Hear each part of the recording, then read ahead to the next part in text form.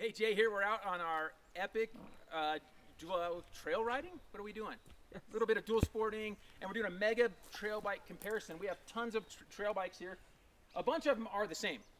We have a 501, relatively the same. FE, street legal. Another FE 500. A 6 days 450. A 450 XCF. TX 300. What year is this 300? 17. 17.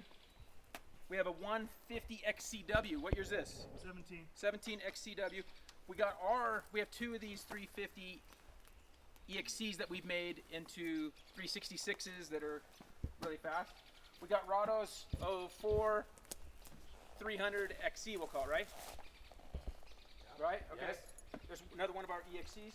We have down here, a stock 350 EXC that hasn't been uncorked or anything, that's all still slow and legal.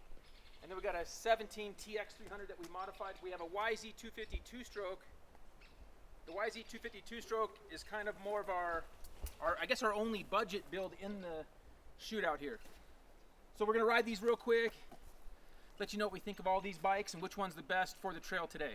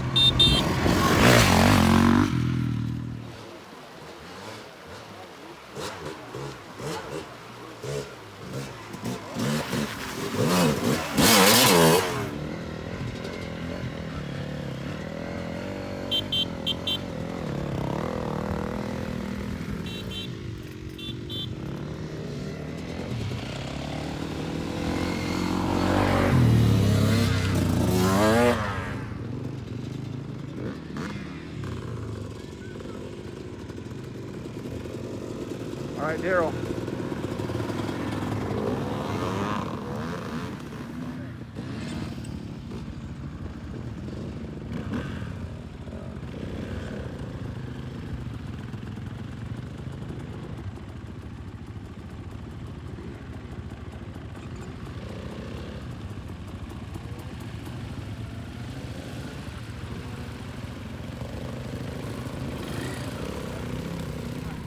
Just got done riding all these bikes, which is quite a chore when you've been doing a bunch of miles already. One of the biggest things I learned from this, we did this last year with a few less bikes, and we had a few hurt feelings. Guys kind of get hurt that their bike finishes not as well as they think it should. And one of the guys actually didn't come this year, Drew, and we think that's part of the reason. His bike was like 4th or 5th, and he thought it was a 1st or 2nd place bike. Yeah, and he said he had a test for his fireman deal, but we think it was because he didn't finish well.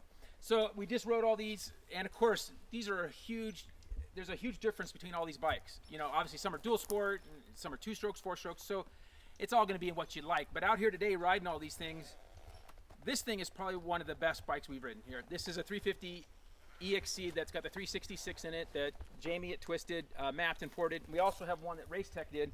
Now also, these are the least cost-effective ones to do, because these are ridiculously expensive on money to do everything. So we're gonna say these are one of the best ones. But the overall best bike we felt like to ride today was the winner from last year, right here. Our 17 TX300 has Electron carb, and this thing's got over 100 hours, like 120 or something hours on it. We've done a piston once, and this thing is probably just the best, easiest bike to ride fast and well in tight stuff, and even going to medium speed stuff, let's say. So getting into 3rd, 4th gear stuff, that's just the best bike you can ride. Now, if you want to have more power for open stuff, we felt like as far as the other bikes we rode, we had a really good, even though it says 450, it's not. This is a 501, FE 501, 501 FE, right? Yep. Proper, we want to use proper names here. We have some people that pay attention. And this one's been mapped. Jamie at Twisted does mapping. It has a different map in there, but it's hard to maybe get those maps. So Jamie at Twisted, he has different suspension on this Coppersmith.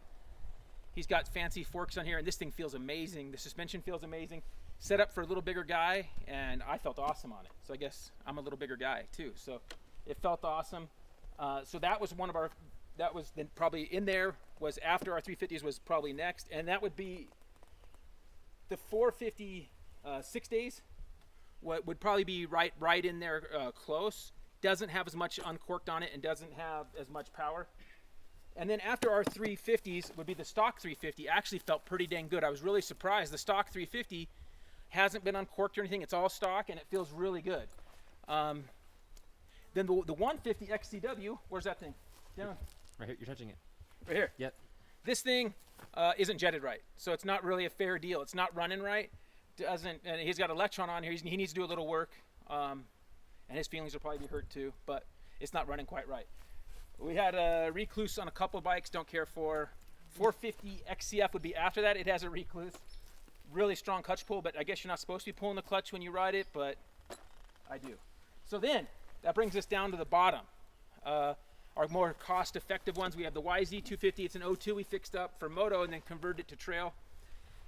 The thing feels really good and racy. The downside is the brakes aren't very good at all compared to, we have an 04 KTM, Rado's bike, and it has way better brakes, and it's probably a better trail bike. If you're gonna ride a little bit more moto and open desert, then the YZ250 is probably gonna be a little better. But when you're going to those older, and so these are kind of the more cost-effective ones that you could build for $3 to $4 grand range, you know, buy it, fix it up in those range. Everything else here is over 10 grand. So, and more, right? But it's only money, right? So you should have the best bike you can, or multiple bikes if you can. All you have to do is get a job and work hard, and you can buy lots of dirt bikes. That's kind of our theory. And also the sales guys at Husqvarna and KTM think the same. Anything else we forgot, Spins? Dirt bikes are awesome. Dirt bikes are awesome. So yeah, fun deal. Can't go wrong with any of these bikes, and everything we're doing today can be accomplished on an 02 or an 04 bike. They're gonna be able to do everything we did. So if you don't have the money to buy a 10, 12 grand bike, you can buy a 3 grand bike and accomplish everything. So, and have plenty of fun, and might just not be as awesome. But if you don't ride a $10,000 bike ever, you'll never know. So then you can ride your 3 grand bike. All right, we'll see you on the track or trail soon.